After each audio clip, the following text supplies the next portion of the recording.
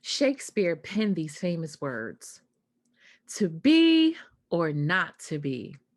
That is the question. Paul Laurence Dunbar wrote, "We wear the mask that grins and lies. It hides our cheeks and shades our eyes." I purchased a mask, and whenever I wear it, I get compliments. I'm often taken aback when I receive this attention because not much effort went into buying this rhinestone enhanced mask. I liked it, bought it, and I wear it. I was simply just being. The irony is that for most of my life, I had been wearing an invisible mask. If folks really understood what was behind it, they would have known that I suffered from depression and anxiety from traumatic experiences in my childhood, like seeing those I love being victims of gun violence, or by seeing up and personal the devastation of racism, or even the simple desire to fit in. April of 2019, the loss of my brother exposed what had been hidden. He died after 4 months of suffering with pancreatic cancer. His death revealed that as a person of faith, I was lonely and unsure of why I struggled to be okay in the world. With the help of a therapist, I realized that my brother was my best friend. He accepted me just as I was, Alexis. I could make mistakes and be redeemed. I could complain and still be grateful. I could be angry and vent, and my call from God not be compromised. I could be funny and tasteless and still be good. All of me belonged. When he died, I discovered that my illness gave me a life that was very guarded, too afraid to allow myself the risk of being. I found myself missing the connection of other humans. For some reason, I had always found myself not truly fitting in anywhere. I was always the one getting kicked out of friend groups. Was it my laugh? Was I too honest with my opinion? Did I overshare my excitement of something good? Was I too self conscious? Nevertheless, I always had his affirmation. What I didn't realize is that from then on, I led a life of cover up, wearing a mask, hiding my true self in fear of being rejected and fear of what others would say. It was as if I had accepted that there was no room for me. You know, we hear songs about being alone, having haters, and it being okay if no one likes you. But the truth is, we all need affirmation. We all need to belong. The question for me and for us is how. In my journey, I started noticing that I'm not the only one who struggles with the courage to be and the desire to be a part of something. I remember taking students on a mission trip. They had vibrant personalities and were unafraid of speaking their truth, but in the group, there was tension. There was a tension of how to be thousands of miles away from school, how to let go of imaginary social customs that my students brought with them. Because in this setting, the freshman speaks fluent Spanish and has to lead the senior. Or those who seem to be so put together are now being vulnerable enough to share their deepest fears on this trip. I remember saying, there's room for us all to be here. No one will be left behind. We will all share. We will all serve.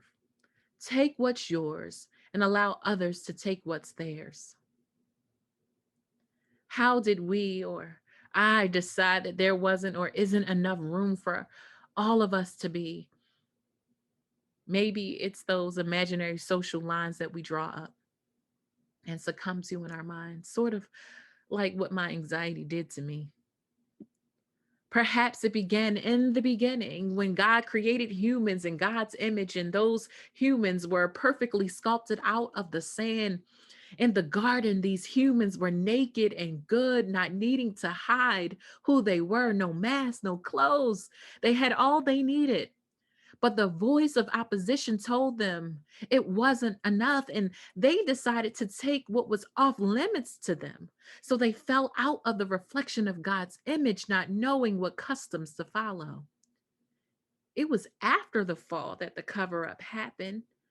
The shame of disobedience made them hide. I believe we inherited through these earth creatures our need to cover our sin and shame. I believe we inherited our desire to take more than what belongs to us. But what I also discovered is that we also inherited the ability to deny the very thing God never rejected. For many years, I wanted to belong, but I didn't know how to do it. I had been too afraid and concerned about rejection, and I had not learned how to correct what needs to be corrected and not condemn what God called good. I think about my brother, my best friend, and what about him allowed me to be me. The truth is that even he didn't quite fit in anywhere. You know, we grew up in the 80s and 90s. The hip hop era was increasingly popular. The style was to imitate rappers with baggy clothes, long gold chains, new sneakers, and fast cars, fast money, and rapping and dancing to the beat. My brother's jeans were never loose enough. He was not a good dancer. He loved boxing, country music. His laugh was awkward. He thought the corniest things were funny.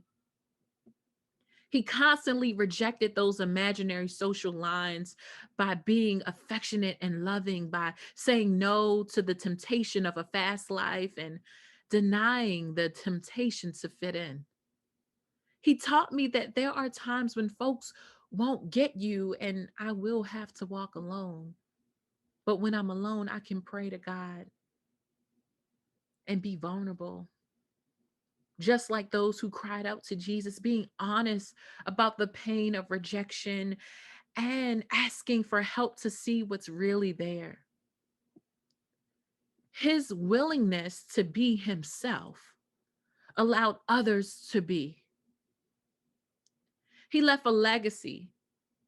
My brother became the neighborhood big brother who had so many people from all walks of life mourning and celebrating a beautiful life well lived. His life for me exemplified in understanding that God creates and creates, and there will always be enough. And I don't have to desire what is off limits. The first humans had all they needed, yet they wanted more. They wanted what was off limits to them. This is perhaps the reason why we need masks in the first place, to protect us from those things, persons, diseases, or even illnesses that seek to take what doesn't belong to them. Right now, masks are important. My journey of being exposed allowed me to discover that there are only spaces where God can handle. So I'm not telling you to walk around exposed all the time. Yes, some people cannot handle those who desire to be authentically them. But I dare say try vulnerability. It leads to having a life of honesty. It has exposed what's mine and what's not.